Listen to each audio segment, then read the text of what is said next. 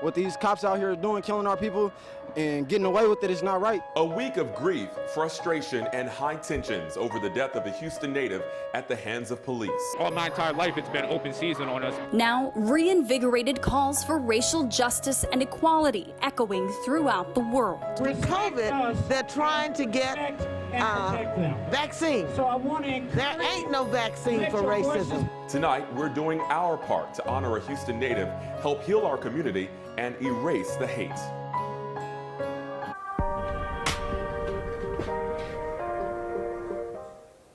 And good evening, everyone. Tonight, a very special broadcast devoted to the outcry and the pain following the death of Houston native George Floyd. I'm Jonathan Martin, joined tonight by my colleagues Caitlin Monty and Isaiah Carey. And over the next hour, we are going to be listening to and asking questions of some of the leading voices and figures in the push to erase the hate and bring more equality and justice across the United States. And tonight is about giving you a voice to the people because you have not been heard. We want to give you the opportunity to be heard about George Floyd's death and, of course, how it has changed the country forever. For every black mother, brother, sister, uncle, cousin, they saw their family in George's face. Sick and tired of the same things going on.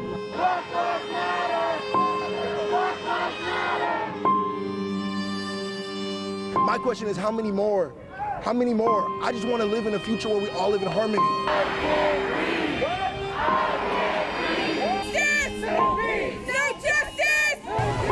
We truly do apologize for what's been done to our black brothers and sisters.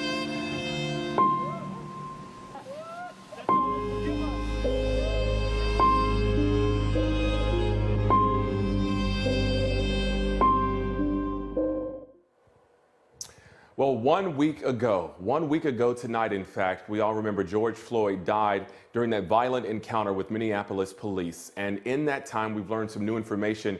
In fact, the medical examiner for the city has classified his death as a homicide.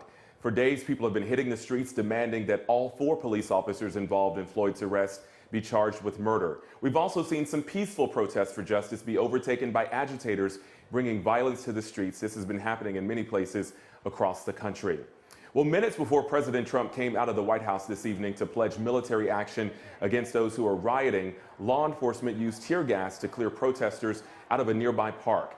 They also used rubber bullets, shields, and horses to disperse the crowd of hundreds who have been there since Friday. And in Minnesota today, finally some peace and talks of justice for Floyd. His brother, Terrence, led the prayer vigil at the site where his brother died again a week ago tonight. He called for unity and peace. He also had the crowd chant his brother's name, encouraging them to never forget it. If I'm not over here messing up my community, come on, mess up yours. Then what are y'all doing? Come on now. What are y'all doing? Y'all doing nothing. Because that's not going to bring my brother back at all. Well, tonight is a quiet night across the streets of Houston and peaceful ahead of what is hoped to be a peaceful demonstration tomorrow. Our Matthew Seedorf joining us live outside of the Houston Police Department headquarters with a look ahead at what's planned. Hi, Matthew. Hi, Caitlin. As you mentioned, very quiet. We actually just drove around the city of Houston, numerous parts of town, checked numerous spots and didn't find any protesters out tonight, but they are ready. This is outside the police station. You can see the barricade that's set up, as well as the police officers outside just in case. And as you mentioned, tomorrow that big march is scheduled. Say his name! George Floyd! The name George Floyd echoing on Houston city streets. I can't breathe! I can't breathe! Protests Friday, Saturday, Sunday, and now Monday, remembering Houston's George Floyd, unarmed black man killed by police in Minneapolis. I am hoping that as people lift up the name of George Floyd, that they will stand up, march, walk, protest, but do it in such a way that will not deface his name or his memory. In Houston, most of the protests peaceful. Police Chief Art Acevedo meeting with demonstrators Friday, moments after people damaged this police car. What's it like when you see your police car like that? We can replace that. But when you think about the death of George Floyd, you can't replace a life. George's body is about to be brought back to Houston, so we need to do the right one. We need to make it count for him. And you know, the whole world watching us right now. Local rapper Trey the Truth helping organize a large protest scheduled for Tuesday. I just hope everybody come out, man. I hope the whole city come out. I think that would be amazing, man. Thousands of people expected, marching alongside city leaders and George Floyd's family. I would rather make it more of a positive, beautiful day for him than anything. That's my thought process. The march starts tomorrow at 3 p.m. at Discovery Green and will end at City Hall. We'll be there with team coverage. Live downtown, Matthew Seedorf, Fox 26 News. At first, we did not know if the rumors were true. There were insurgents in the city of Houston causing trouble at what were peaceful rallies and protests around the city. But after talking to experts like Black Lives Matter, we now know better.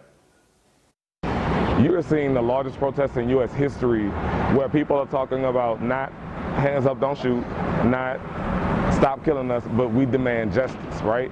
We got to get past the point of just knowing that the police are the problem, but recognizing that this weekend we're calling out systemic and institutional racism, because that is what gives the police their power. That's what gives the state their power. Regardless of how people protested, we got our voices heard. And as far as those agitators, the white ones I should speak of, people need to be reminded that some of these people live right here. We have racists right here. This is Texas, one of the seas of the Confederacy.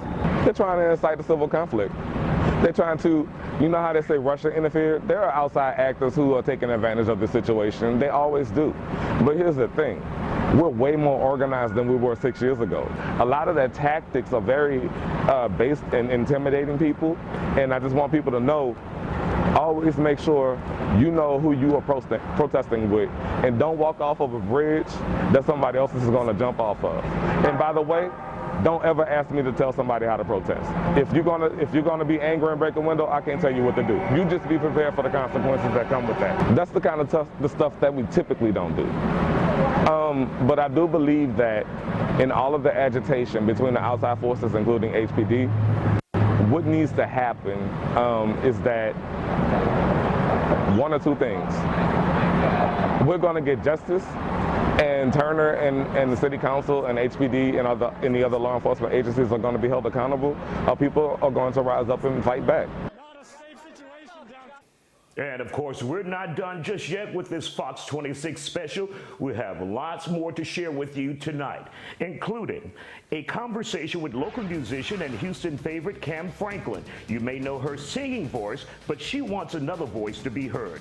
Plus, parents, we wanted to share your message. We've got both mothers and fathers speaking their truths still ahead. I am somebody. I am somebody. Red and yellow. Brown, black, and white. We're all precious. In God's sight. Everybody. Somebody. Stop the violence. Stop the killing. Right now, as we come back, we want to give you a live look at demonstrations, because demonstrations are continuing to happen across the country. This is a live shot from Washington, D.C., where you see some marchers still out and about. Many have been protesting for days now there, but for the most part, we're hearing things have remained peaceful. We'll keep an eye on that. Well, earlier tonight, I spoke with Houston Mayor Sylvester Turner, and he talked about his recent conversation with the Floyd family just last night, in fact. He also talked about his feelings about everything going on, not just as the mayor, but as a man of color. Repeat the fact, they want people to stand up for George, but they want them to do it in the right way. They don't want people to do it in such a way that would deface his name or take away from what he stood for. He was Big George, Gentle George.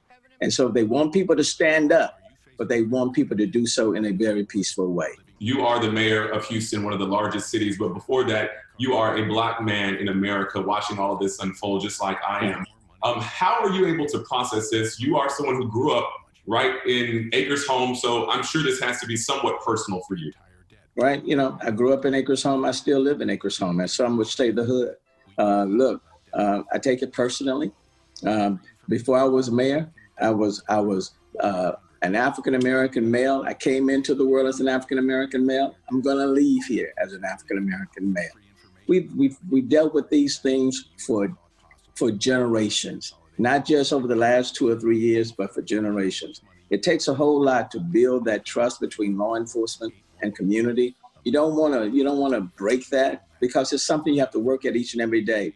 And as an African-American male, even as the mayor of the city of Houston, I would tell folk life is not fair, inequities exist. I still have to deal with stuff. And if I have to deal with stuff, even as the mayor of the city of Houston, what about other people who don't have a title and who are not in my position? So we're all connected. We're all in this. And an injustice done to one is an injustice done to all. And as an African-American mayor, male, and then being the mayor of the city of Houston, I feel like I have an added responsibility to do everything that I can to make sure that the system works for everyone, regardless of where you live, whether you come out of Acres Home, 3rd Ward, 5th Ward, Sunnyside, the East End, Denver Harbor. Until it works for everyone, quite frankly, it doesn't work for anyone. The mayor also tells me that he is very, very hopeful that tomorrow's protests here in Houston will be peaceful. He says we could even set a model for the rest of the nation. He said he really wants that to happen, Isaiah, because that is what the Floyd family really wants. Absolutely, Jonathan. Now, today we also spoke with Houston Police Chief Art Acevedo, and he says during these turbulent times, Houstonians have had his back on the ground when agitators show up. We spoke with him today. We were marching, Troy Finner, Chief Finner and I, we're family here, so we go by first names. We were marching for about 3.5 hours. We started at Emancipation Park on Saturday, and we had several hundred people. And the beautiful thing about that is it started during the day, because people were marching during the day because they were here for the right reasons, to talk about what happened to George Floyd, to lift up George Floyd, and to denounce police brutality and criminality. And late into that march, when the night was getting ready to come, here comes another group that came out late.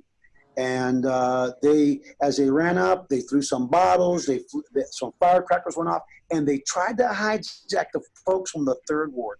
And I'm telling you, Isaiah, I wish everyone in this country could see what those young African-American male and females and community members, Troy and I didn't have to convince them that they don't need to go with the fools that want to come out and stir it up.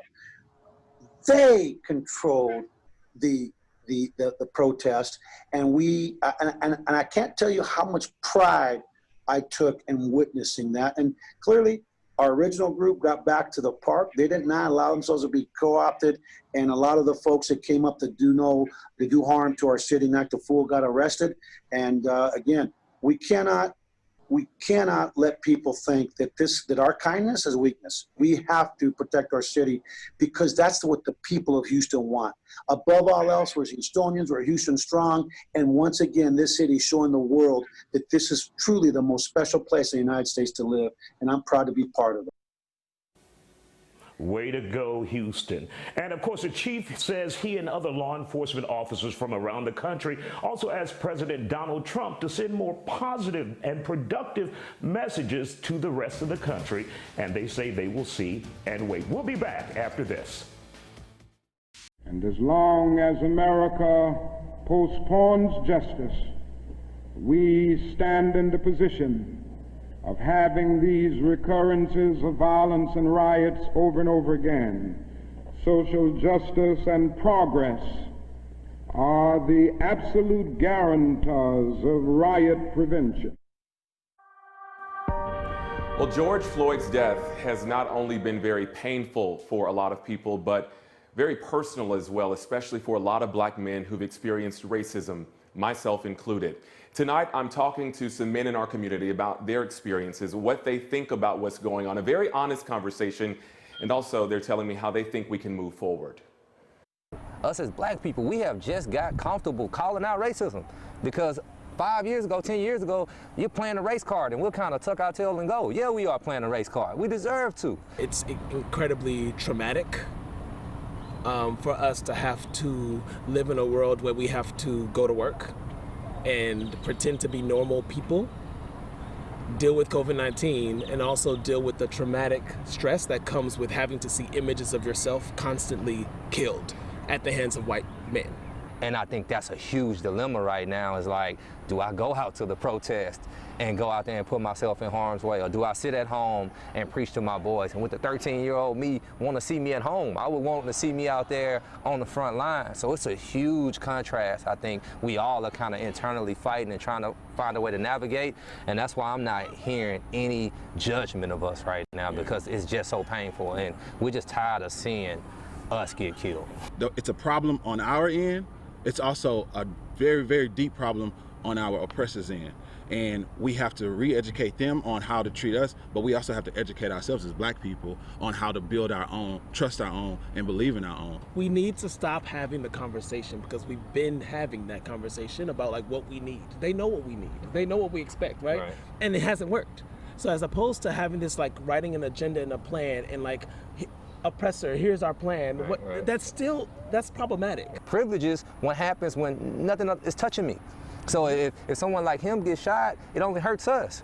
But if we burn down the city, it hurts everybody. Everybody's affected now. If a cop knows that if you pull a trigger, 800 people are going to be at your doorstep in your neighborhood, you're a little less likely to pull those triggers, I think, right now. And I think we're in a perfect situation to demand a lot of things. I think we've been asking for years. I do feel like I should be doing more, and I'm trying to figure out ways to do more, also without putting myself in the midst of danger and just wounding myself, and now I'm not even here to raise the black boys that are looking up to me. What's happening is we're fed up, enough is enough, and we're starting that. Like that's what's happening across the country. You're seeing people mobilize, and I think that's the next movement. Like we're not having conversations anymore. We're not talking to y'all anymore. We've been talking for hundreds of years. At this point, we're not talking anymore.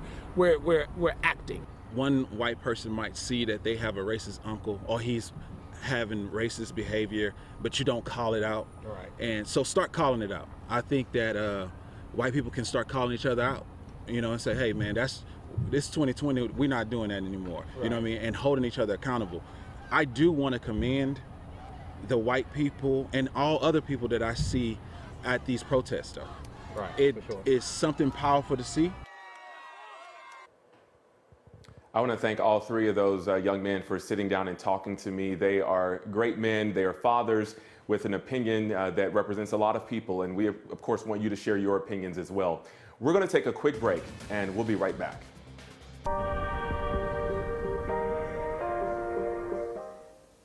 And welcome back. Right now, I'm sure we all can agree we could all use a little prayer in this country with that's going on. And of course, our very own Jose Grignon spoke with some religious leaders here in Houston to address the situation.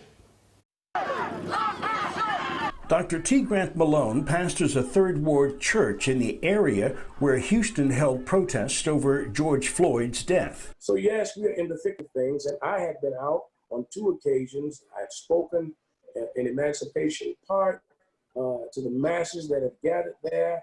I had stood as the chief, and others have walked down Emancipation Avenue, and there wasn't any violence. What happened here in Houston was a display of anger, frustration, and controlled rage, according to Bishop James Dixon. And they are sick and tired of seeing innocent people dying while those who are licensed with badges and guns don't pay the price for their crimes. And some say it's because a few good cops keep silent after witnessing wrongdoing by other cops. Joe Paterno, one of the great football coaches of all time, his statue was torn down. His name was taken off of the library that he donated millions of dollars to build. Why? Because he was held accountable for what somebody did who was part of his staff. He was never accused of molesting anyone. He was held accountable. And we're not holding good cops accountable. And if you are a good cop and you know bad cops are on the job and you know that there is no accountability and you say nothing, you are complicit by your silence. These ministers say it's time for new leadership, not usually seen at the table. They'd like their colleagues to also get involved. I've been called and summoned to several meetings on racial reconciliation. The tragedy is the only pastors that have shown up have been the black pastors. But I also would call for our colleagues of different races to stand with us. That's going to be important, that not only do they condemn what has happened, but stand and say how we move forward from where we are. And that's a question that still needs to be answered. Jose Grignon, Fox 26 News. Up next, if you're not the protesting type, but you do want to see change, then we have the solution for you. Coming your way next. The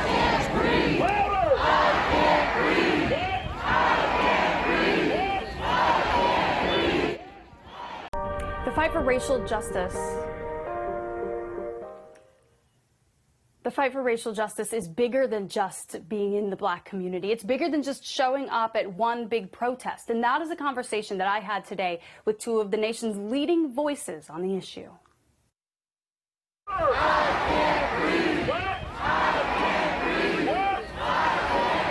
It's hard sometimes when you're seeing something out on the news and it seems so much bigger than you, and you think, I don't have political power, I don't have a platform, I don't even maybe have resources, financial resources to be able to support this movement. But the one place where you have ultimate control is within yourself. Layla Saad is the New York Times best-selling author of Me and White Supremacy, a workbook that came after a wildly popular social media post in which she asked people to consider where racism was in their world, asking them to look deeper than the more obvious places like words and actions. It's not about good ones and bad ones. It's about this entire system, this entire institution, this entire history, and this entire consciousness, which says that Black people are the most inferior people in the world. Joined by African American Studies professor Ilya Davis of Morehouse College, we spoke about the growing role of non-Black community members in the fight for equality. In 1954, there were no Black people in the Supreme Court. And I always tell my students, they had to be human at least once and make a decision that didn't fundamentally benefit them directly. And I think those in privilege have to do that. When the marginalized are not present, you still have the mandate of maintaining the integrity and the virtues of others. You did not create this system. You were born into it. Don't think about it as just this moment. I need to get out onto the street. I need to make a donation. I need to read the next book. This is lifelong work.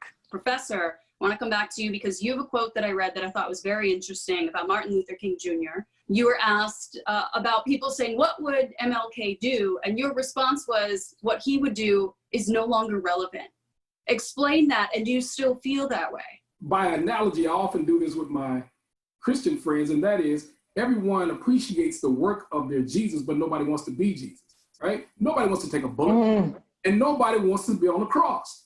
So my point is, bear your own cross and wait for your own bullet.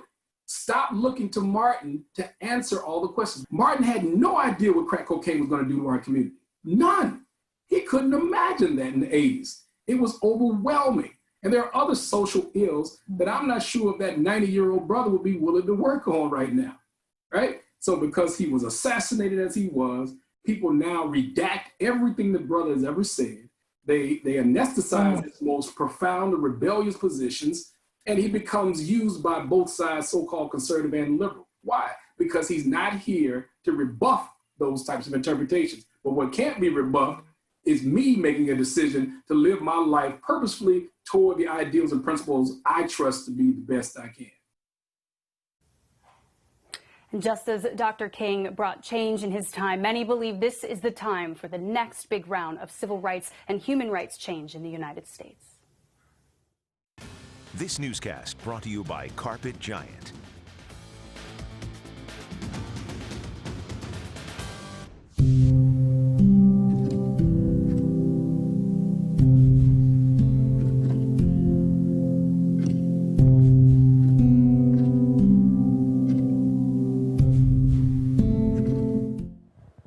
Welcome back, everyone. Well, a moment that recently happened here in Houston has now been shared by people all over the world. Fox 26's Natalie He was there for this moving experience that some people felt was just so powerful, and she is live tonight with more on that. Natalie.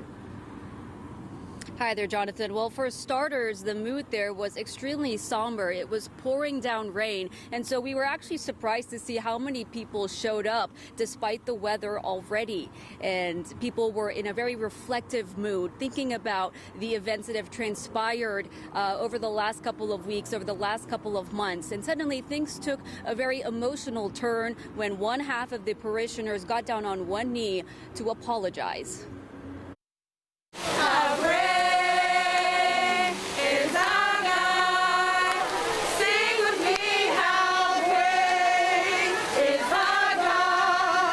when you look at the diversity here and you look at the people's hearts here, that's a reflection of the city of Houston.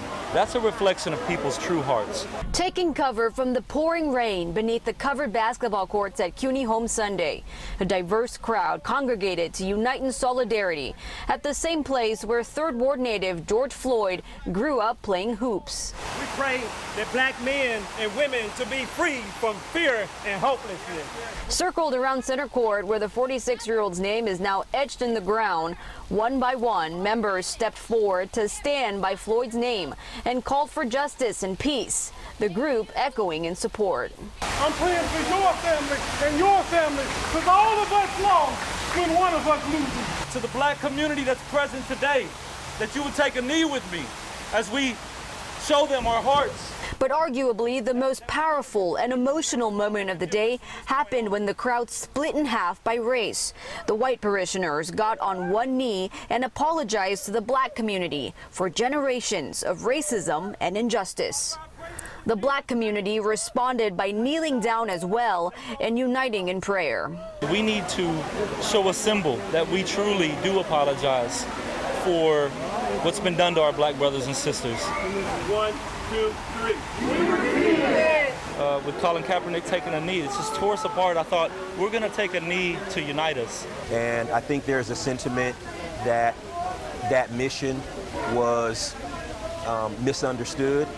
And then here we are today when police kneel on a black man's neck. Which do we prefer, that or for us to kneel in peace and solidarity? Organizers Trey Nine and Pastor Johnny Gentry said they're trying to set the standard by referring to this movement as a protest to distinguish themselves from the violence that's transpired in other parts of the country. Let's not tear up our cities. Let's not dishonor authority. Let's not dishonor others. Let's do what we have to do, but keep it respectable and honorable so that others can align with us. A very powerful and emotional moment right there. Now, the group was actually supposed to do a walking rally yesterday, but because of the rain, their plans changed. However, the organizers tell me that they hope to continue doing the walking rallies around different neighborhoods in Houston coming up this week.